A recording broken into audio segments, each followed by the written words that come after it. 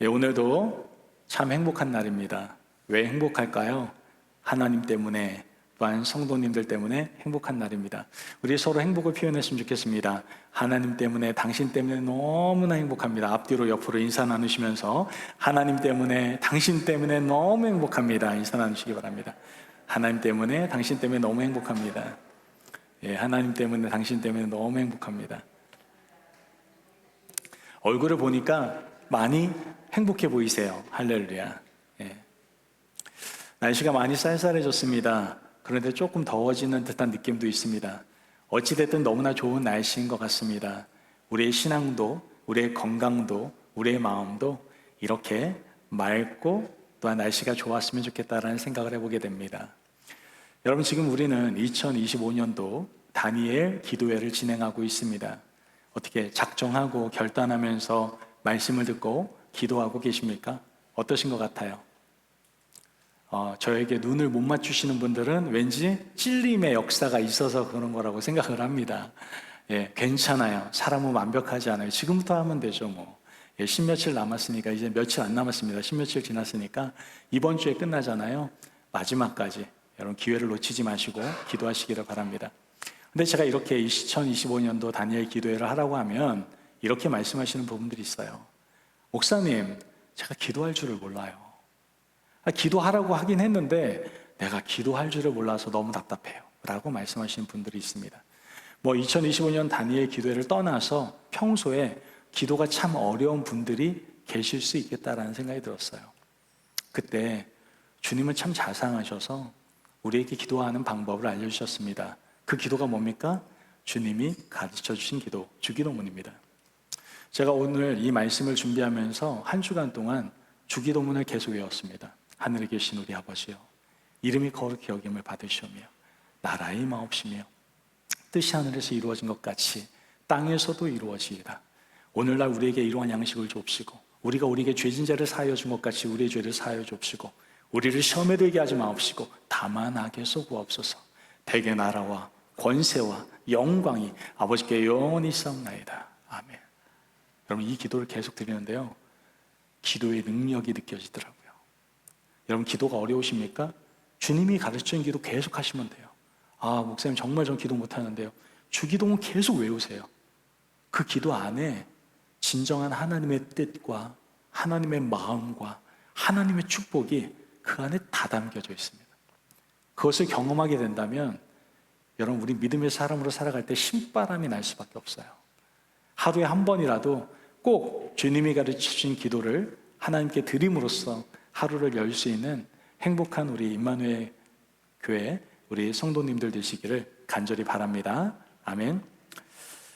여러분, 우리가 죄사함을 받으면, 즉 구원을 받으면, 하나님의 자녀가 되면 모든 것이 끝났다라고 생각하시는 분들이 있어요. 나 이제 하나님의 자녀 됐으니까 끝!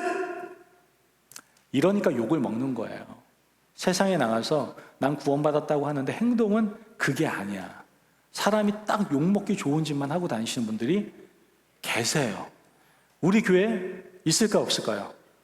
지금 제 말씀에 집중하지 않는 한두 분 정도가 그런 분에 속할 수도 있어요. 그러니까 잘 들으셔야 돼. 여러분, 우리가 하나님의 자녀로서 끝나는 게 아닙니다. 여기서 신앙의 완성이 되는 것이 아니에요. 죄사함 이후에도 우리는 여전히 연약하고 위험한 삶을 살아가야 할 수밖에 없습니다. 즉 성화의 삶을 살아가야만 한다는 것이죠. 그때 우리에게 반드시 필요한 것이 있는데 그것이 바로 기도다라는 거예요. 오늘 우리에게 가르쳐 주시는 기도는 그겁니다. 시험에 들지 않게 하옵소서라는 기도입니다. 자, 예수님께서 왜 이 기도를 가르쳐 주시는지 우리는 좀 깊이 있게 생각해 볼 필요가 있습니다. 왜 시험에 들지 않게 해달라고 기도를 해야 되는 것일까? 자, 여기서 시험이라는 단어는요, 헬라어로 페이라스모스라는 단어를 사용합니다. 페이라스모스. 첫 번째, 테스트라는 의미를 가지고 있습니다. 이 의미는 상태를 확인하고 성장을 위해서 주어지는 시험이다라는 뜻을 가지고 있죠. 또한 두 번째 뜻으로는 트라이얼이라는 뜻을 가지고 있습니다. 이것은 고난과 어려움을 통해 성숙해가는 시련을 말하는 겁니다. 마지막으로 템테이션이 있죠. 이건 죄로 끌어들이는 유혹을 의미합니다. 보통 우리는 시험이라고 하면 단순히 위에 있는 테스트와 마지막에 있는 템테이션만을 생각합니다. 하지만 성경 속에 나오는 시험이라는 단어는 이 세 가지 모두를 포함하고 있다는 것을 먼저 우리는 알 필요가 있습니다. 예수님께서는요, 제자들에게 시험의 위험성을 여러 차례 반복해서 강조하고 계시는 것을 우리는 성경을 통해서 보게 됩니다. 누가복음 22장 45절의 말씀을 함께 읽겠습니다. 시작. 이르시되 어찌하여 자느냐 시험에 들지 않게 일어나 기도하라 하시니라. 아멘. 자, 이 말씀은 겟세마네 동산에서 제자들이 어떻게 하고 있었어요? 같이 기도하자고 그랬는데 자고 있는 거예요. 이렇게 졸고 있을 때 그들이 시험에 빠질 위험성을 지적하시면서 깨어 기도하라고 말씀하시는 장면임을 우리는 알 수가 있습니다. 자, 이 시험이라는 것이 굉장히 위험한 것이구나 라는 것, 시험이 무엇인지는 이제 알 것 같아요. 시험이 뭐라고요? 맨 처음에 테스트, 그 다음 트라이얼, 그 다음 템테이션. 그래요, 시험이 뭔지는 이제 알겠어요. 그런데 그럼 시험에 들게 하지 말라라는 뜻은 도대체 무엇일까요? 시험에 들다라는 것은 도대체 무엇이고 어떠한 의미와 뜻을 가지고 있는 걸까요? 여러분, 시험에 들다라는 건 무슨 의미를 가지고 있다고 생각하십니까? 시험에 들다. 독일의 신학자 요아킴 예레미야스는 이렇게 말을 합니다. 이 부분에 대해서 이렇게 정리를 했어요. 이 말씀은 단순히 시험으로부터 아예 보호해달라는 의미가 아닙니다. 시험, 내가 근처에도 가지 않게 해달라고 이렇게 말하는 게 아니다라는 얘기예요. 곧 유혹에 빠지지 않게 해주시거나 유혹으로부터 완전히 분리해달라는 뜻이 아니라, 물론 그 의미도 포함은 되어 있습니다만 더 궁극적인 목적은 뭐예요? 이미 시험 안에 있는 우리를 그 가운데에서 지켜주시고 보호해달라는 의미다라고 지금 독일 신학자 요아킴 예레미야스는 이야기를 했습니다. 같은 맥락으로 오늘 이 기도는요, 우리가 시험에 들어 결국 빠져나오지 못하는 상태에 이르지 않도록 기도하라고 주님께서 우리에게 가르쳐주고 계신다는 것이죠. 여러분, 주님이 가르치신 기도의 의미는 단순히 시험이나 유혹을 아예 만나지 않게 해주십시오 라고 하는 것이 아니라, 시험을 우리가 피할 수가 있을까요, 없을까요? 우리 인생을 살아가면서 시험을 피할 수가 없어요. 지금 오늘 이 시간에 온 여러분들 중에서 이미 시험 가운데 있는 분들 많잖아요. 사람 때문에, 내 환경 때문에, 내 자신 때문에 여러 가지 이유로 시험 가운데 있는 분 다 계시잖아요. 시험이라는 것을 우리 인생 가운데 피할 수 없지만 그 안에 완전히 빠져서 종국에는 거기서 끝나는 인생이 되지 않게 해달라고 기도하는 것, 이것이 바로 시험에 들지 않게 하옵소서라는 기도다라는 것을 오늘 성경은 우리에게 알려주고 있는 겁니다. 우리는 누구나 시험, 즉 테스트, 시련, 유혹을 경험합니다. 그리고 이 시험을 우리는 긍정적으로 봅니까? 부정적으로 봅니까? 이 세 가지 의미 중에서 두 개, 한 개 정도는 긍정적인데 또 두 개, 한 개는 좀 부정적인 것 같아요 라고 말을 할 수 있습니다. 아닙니다. 하나님께서 우리에게 주실 때에는 하나님의 마음으로, 하나님의 눈으로 보게 되면은 모든 것이 다 선합니다, 여러분. 시험? 좋은 거라니까요. 목사님이 시험을 적당히 받아봐서 그렇지 제대로 한번 받아봐요, 그 말 나오나, 뭐 이렇게 얘기할 수 있는데 아니에요, 여러분. 저 시험 많이 당해봤어요. 사람으로부터도 시험 당해봤고요. 저도 비즈니스 해봤잖아요. 쫄딱 망해도 봤잖아요. 뭐 어려운 환경도 해봤잖아요. 여러분, 시험 받아봤어요. 그런데 그게 저에게는요, 선으로 바뀌는 것을 제가 경험했고 눈으로 목격했어요, 여러분. 시험은요, 성숙의 기회가 되어야 되고요. 시련은요, 성숙을 낳아야 되고요. 유혹은 성장을 낳아야 되고요. 유혹은 믿음 안에서 이겨낼 수 있는 축복이 돼야 되는 겁니다. 믿으십니까? 아멘. 그러므로 시험은 나쁜 게 아닙니다, 여러분. 하나님의 마음으로 품고 시험을 받으면 그것만큼 좋은 게 없는 거예요, 여러분. 결국 본문이 우리에게 가르쳐 주는 것은 무엇입니까? 시험이 우리의 삶을 지배하지 못하게 하며 그 속에서 하나님의 은혜와 승리를 경험하도록 기도하라고 우리에게 가르쳐주고 있는 겁니다. 자, 그렇다면 우리가 시험에 들지 않기 위해서, 즉 부정적으로 시험에 푹 빠져 있는 것이 아니라 시험 가운데에서 은혜를 경험하고 승리를 경험하기 위해서 우리 어떻게 해야 될 것인가, 그것을 세 가지 정도 나누면서 함께 이 기도의 놀라운 힘을 같이 누리기를 원합니다. 자, 우리가 시험에 들지 않기 위해서 어떻게 해야 됩니까? 첫째, 자신의 연약함을 먼저 인정하셔야 돼요. 따라해 볼까요? 나의 연약함을 인정해야 합니다. 지금 보니까 인정하기 싫으신 두 사람이 얘기를 안 하고 계시는데 다시 한번 해볼게요. 나의 연약함을 인정해야 합니다. 믿으시면 아멘.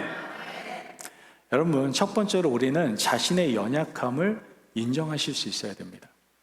사실 우리가 시험에 빠지는 가장 큰 이유가 뭔지 아십니까? 연약함을 인정하지 않고 그 사이에 교만이 우리 가운데 들어옴으로 인해서 우리는 시험에 빠지게 되는 겁니다. 나는 괜찮아. 나 자신 있어. 내가 하나님을 의지할 수밖에 없어. 나 괜찮다니까. 이렇게 자신감 있게 얘기할 때에 우린 시험에 빠질 수 있다는 것이죠. 반대로 나는 정말 연약하기 그지없어서 하나님밖에 의지할 수밖에 없어 라고 얘기할 때에 비로소 우리 자신이 깨어있을 수 있다라는 놀라운 사실을 우리는 알게 되는 것이죠. 실제로 나는 절대 안 속아 이렇게 말하는 사람이 사기도 많이 당하고요, 또한 보이스피싱도 많이 당합니다. 여러분, 이단에 빠지시는 분들, 제가 여러분들을 알고 있는데 그분들이요, 지식이 부족한 사람들도 아니고요, 돈이 없는 사람들도 아니고요, 또 문제가 있는 사람들도 아니에요. 어떤 분들은 뭐 의사인 분도 있고 박사인 분도 있고 또 사업가인 분들도 있어요. 이런 분들이 다 이단에 빠집니다. 뭐가 부족하기에? 이런 분들의 특징은 나는 절대 안 속아 이렇게 자신만만했는데 이단에 빠져든 거예요. 저도 굉장히 자신감 있게 살아갔던 적이 있습니다. 한국에 있을 때 나는 절대 실수 안 해. 주위에 그때 한참 보이스피싱으로 아주 난리가 난 때였거든요. 전 이해할 수가 없었어요. 아니, 어떻게 보이스피싱을 당할 수가 있지? 정상적인 생각을 한다면 어떻게 거기에 속을 수가 있어? 정말 이해 안 돼. 나는 절대 안 속아 이렇게 생각을 했습니다. 어느 날 저에게 전화 한 통화가 왔습니다. 다른 데도 아니라 공기관, 나라의 공기관인 국민연금에서 저한테 전화가 온 겁니다. 전화 내용은 뭐냐면은 선생님의 국민연금 중에 남아있는 금액이 꽤 많이 있는데 리턴을 해드리려고 합니다. 은행 가셔서 계좌 번호 누르시면은 저희가 바로 리턴되는 금액을 보내드리겠습니다. 이렇게 얘기하는 거예요. 기분이 좋아요, 안 좋아요? 좋죠. 꽁돈인데 얼마나 좋아요. 뭐 말할 필요도 없죠. 너무 신이 났습니다. 그래서 이 기쁜 소식을 하나님께도 알려야 되지만 그 다음으로 누구한테 알려야 돼요? 그렇죠. 저희 아내한테 알려야죠. 이 기쁜 소식을 만방에 알리고 싶지만 그래도 먼저 우리 아내에게 먼저 알려야 되겠다 생각해서 전화를 걸었습니다. 자기야, 내가 너무 기쁜 소식을 알려줄게. 나 국민연금에 남은 돈이 있어서 리턴 받는데 뭐 사고 싶은 거 있어? 말만 해. 제가 이렇게 들떠있는데 저희 아내는 고요한 거예요. 갖고 싶은 게 없나? 아니, 와이프가 왜 이러지? 이렇게 의심이 됐습니다.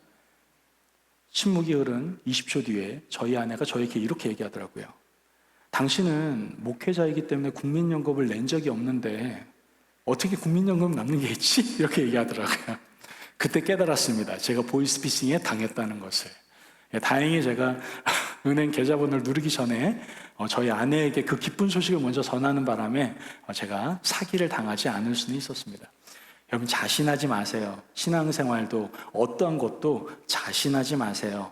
우리는 연약한 존재입니다.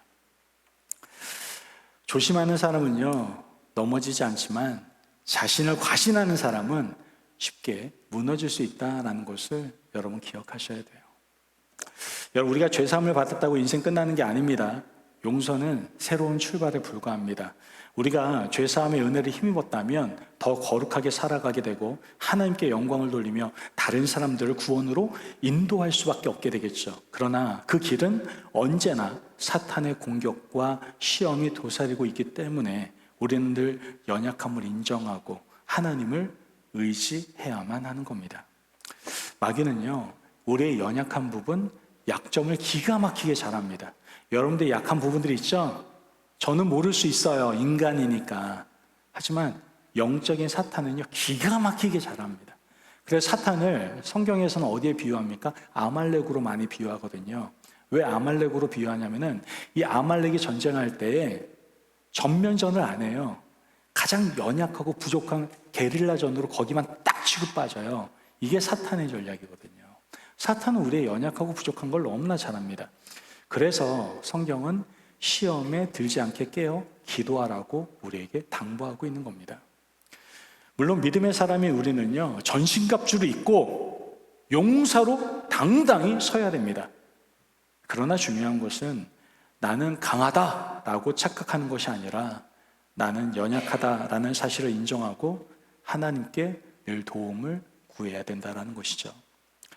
베드로는 마태복음 16장 16절에서 정말 제가 너무나 좋아하는 고백인데 굉장히 아름다운 신앙 고백하는 것을 보게 됩니다. 마태복음 16장 16절 말씀 같이 한번 읽어볼까요? 시작. 시몬 베드로가 대답하여 이르되 주는 그리스도시요 살아계신 하나님의 아들이시니이다. 아멘. 제가 너무나 좋아하는 고백입니다. 제 평생 주님이 부르시는 그날까지 이 고백 속에서 살아가고 싶다라는 마음이 들 정도로 너무나도 아름다운 고백입니다. 베드로의 이러한 신앙의 고백을 들으시고 하나님께서는 베드로에게 뭐라고 말씀하십니까?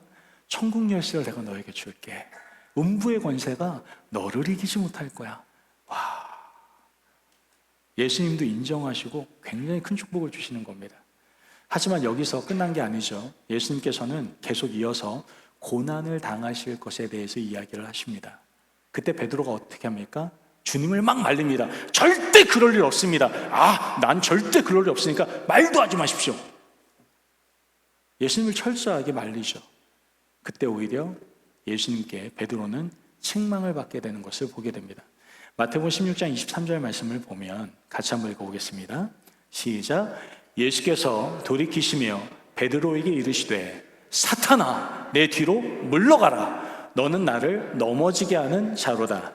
내가 하나님의 일을 생각하지 아니하고 도리어 사람의 일을 생각하는도다 하시고, 여러분 지금 베드로가 그렇게 자신감이 넘치던 그 순간에 베드로는 시험에 빠졌던 것입니다.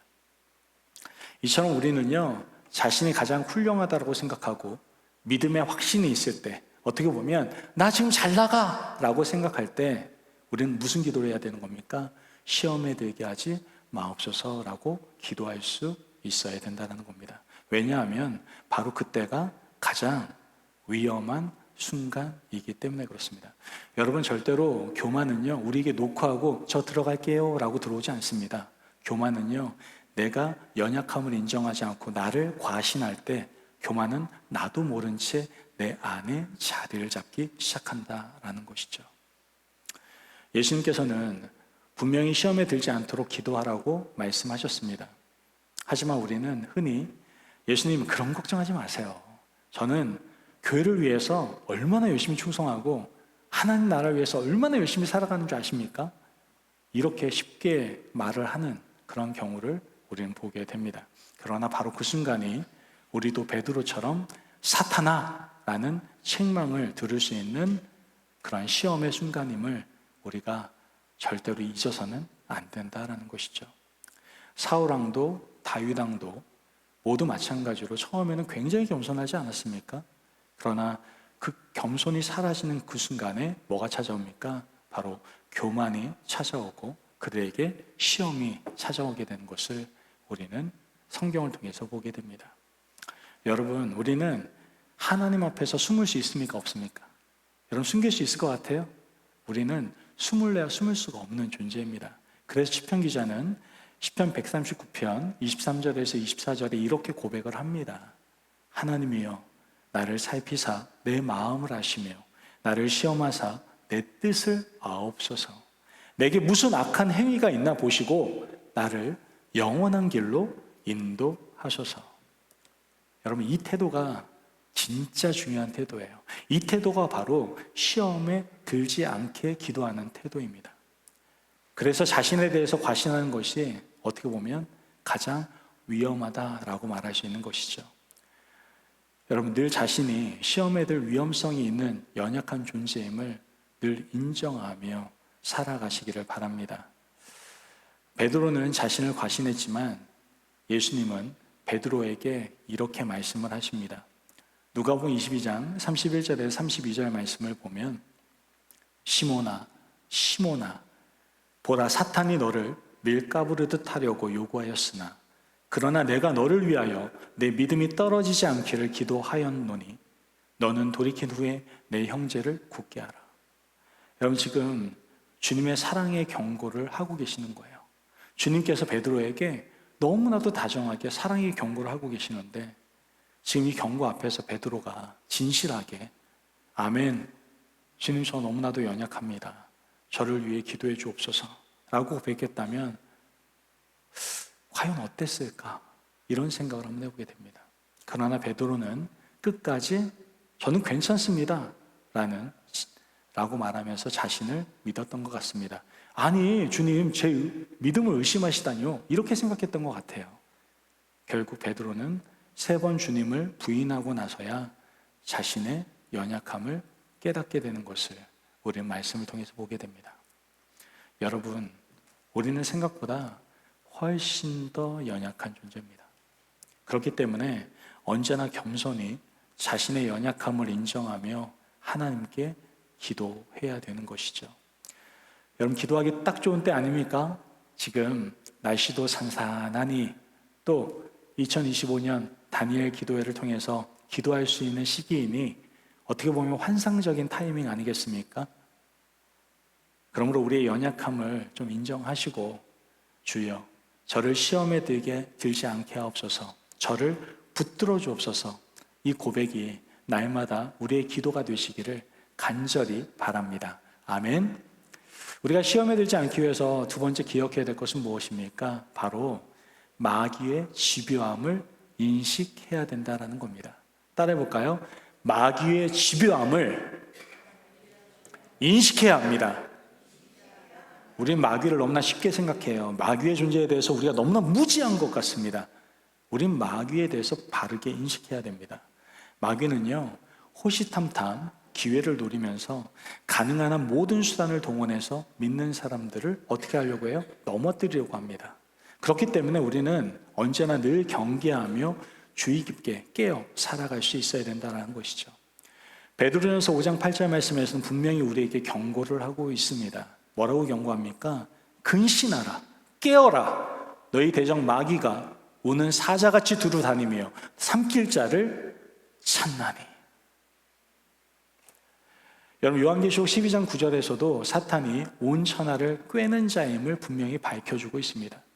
즉 사탄은요, 우리 개인뿐만 아니라 세상 모든 영역을 꿰며 끝까지 시험을 주고 또한 우리를 넘어뜨리려는 기회를 놓치지 않습니다. 이처럼 사탄은 아주 교묘하고 집요해서 한 번 유혹하고 끝내는 것이 아니라 반복해서 다양한 방법으로 상황을 바꾸어서 우리에게 접근한다라는 것이죠. 그래서 주님이 가르쳐준 기도에 우리를 시험에 들게 하지 마소서라는 기도의 제목이 들어가 있는 겁니다. 이 기도는 우리가 시험을 일으키는 영적 실체를 분명히 인식하고 기도하며 살라는 것을 우리에게 알려주고 있는 겁니다. 여러분, 예수님께서도요, 광야에서 3번 시험을 받으셨습니다. 누가복음 4장은 예수님께서 성령 충만하신 상태에서 광야에 나가셨을 때 마귀에게 시험 받았음을 우리에게 전해주고 있습니다. 누가복음 4장 1절에서 2절 말씀을 보면 예수께서 성령의 충만함을 입어 요단강에서 돌아오사 광야에서 40일 동안 성령에 이끌리시며 마귀에게 시험을 받으시더라. 이 모든 날에 아무것도 잡수시지 아니하시니 날수가 다함에 줄이신지라. 이 말씀은 무엇을 얘기하는 겁니까? 성령 충만과 영적 강건함이 그 시험을 면하게 하는 것은 아니다라는 사실을 우리에게 알려주고 있는 겁니다. 즉 성령 충만하든 그렇지 않든 영적으로 강건하든 그렇지 않든 어떤 상태이든 간에 우리는 시험의 표적이 될 수 있다라는 것을 말해주고 있는 거예요. 여러분, 앞서 말한 바와 같이 마귀의 공격은 아주 교묘하고 집요합니다. 절대로 여러분들 만만히 보면 안 됩니다. 대개는 눈에 보이는 것처럼 적나라하게 드러나지 않습니다. 우리는 마귀가 보여야지 내가 겁을 먹죠. 마귀 잘 안 보입니다. 오히려 사람들의 생각과 행동을 통해서 침투하여 우리에게 시험을 가져다 줍니다. 때로는 광명의 천사처럼 위장해서 아주 선해 보이는 사람이나 또 영적 체험, 심지어 꿈까지 이용하는 것이 바로 사탄입니다. 예레미야 29장 8절 말씀을 보면 만군의 여호와 이스라엘 하나님께서 이와 같이 말하노라. 너희 중에 있는 선지자들에게와 점쟁이에게 미혹되지 말며 너희가 꿈도 고지 듣고 믿지 말라. 이렇게 말을 합니다. 여러분, 우리는 외형만 보고 판단하면 미혹되기 쉽다는 것을 말씀하고 있는 거예요.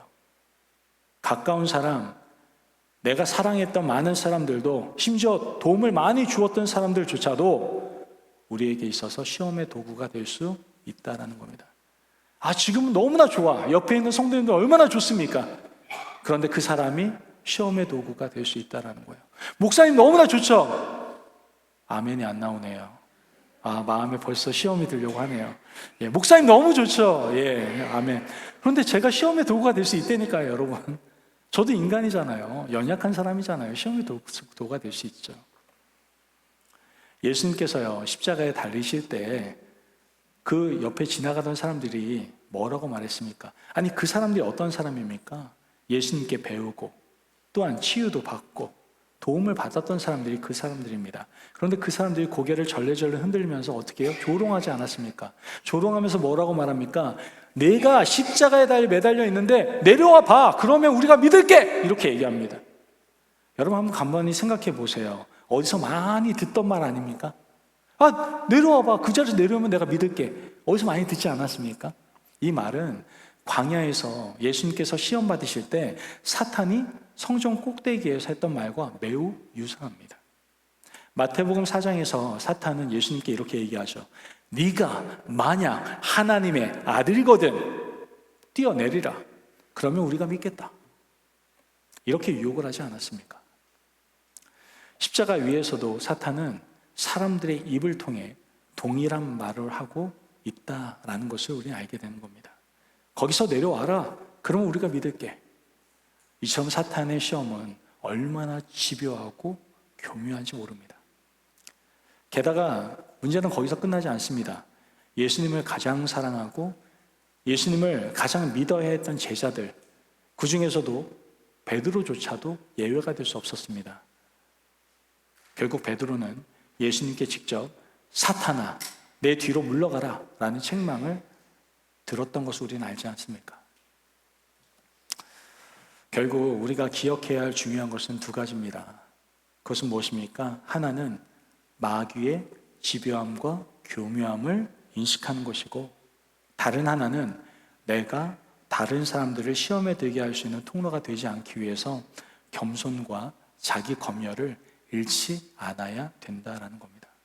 여러분 제발 사탄의 집요함과 교묘함에 넘어가서 다른 사람에게 시험을 주는 그러한 통로가 되지 않으시기를 바랍니다. 그러기 위해서는 어떻게 해야 돼요? 하나님의 말씀이 늘 마음에 있으셔야 되고 그 말씀 속에서 겸손과 늘 자기 점검을 하셔야 되는 거예요. 내 말이 정말 하나님의 영광을 위한 말인가? 내 눈빛이 정말 하나님의 사랑을 나타내는 눈빛인가?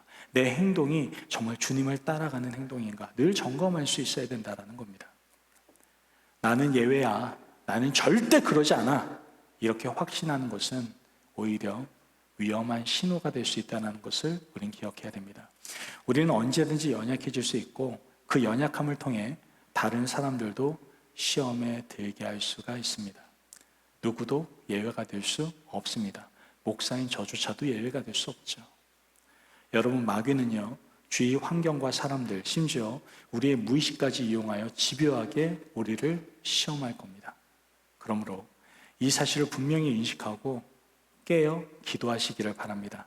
주님, 저를 시험에 들게 하지 마시고 마귀의 계략에서 지켜 주옵소서.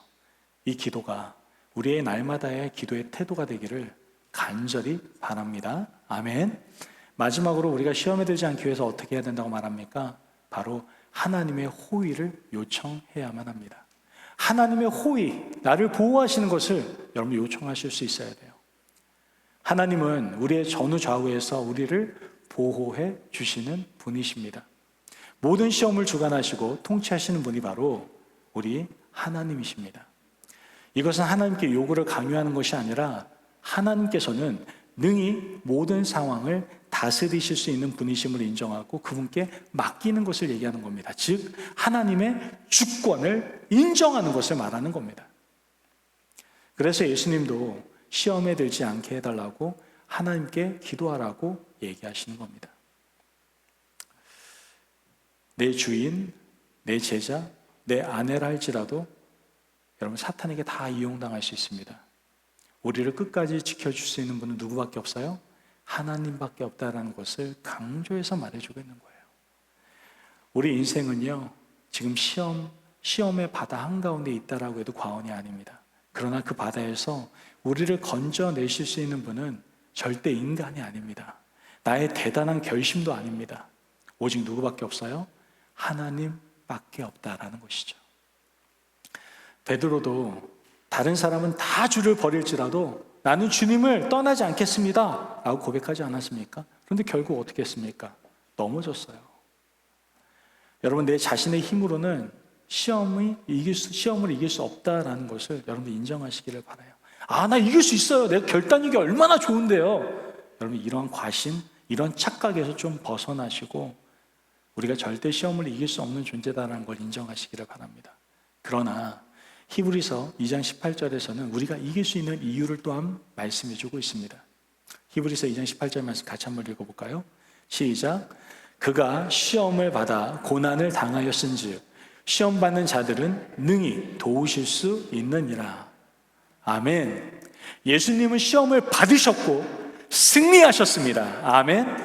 그래서 지금도 시험 당하는 우리를 충분히 도와주실 수가 있는 거예요. 그러므로 우리는 예수님께 간절히 기도해야 되는 겁니다. 다윗도 마찬가지로 기도하지 않았습니까? 다윗은 사울의 집요한 추격 속에서 오직 하나님만을 의지했습니다. 그래서 시편에서 이렇게 고백하지 않습니까? 주님은 나의 반석이시요 나의 요새시요 나의 선성이십니다. 이렇게 얘기하지 않습니까? 이렇게 고백한 이유는 자신을 지켜줄 사람은 여태까지 자기가 왕으로 살아봤는데 나의 아내도 아니고 내 친구도 아니고 내 동료도 아니고 오직 하나님밖에 없다라는 것을 분명히 알았기 때문에 그렇습니다. 그래서 시편 139편 8절에 10절 말씀을 통해서 이렇게 선포하지 않습니까? 같이 한번 선포해 볼까요? 8절에서 10절입니다. 시작. 내가 하늘에 올라갈지라도 거기 계시며 수월에 내 자리에 펼지라도 거기 계시니이다. 내가 새벽 날개를 치며 바다 끝에 가서 거주할지라도 거기서도 주의 손이 나를 인도하시며 주의 오른손이 나를 붙드시리이다. 믿으십니까? 아멘. 우리가 기도할 때 하나님은 어디서나 어떤 상황에서도 우리를 붙드시고 보호하신다라고 다윗은 우리에게 알려주고 있는 겁니다.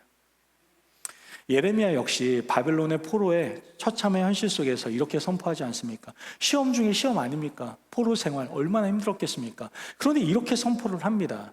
예레미야 29장 11절에서 13절 말씀을 보면 여호와의 말씀이니라.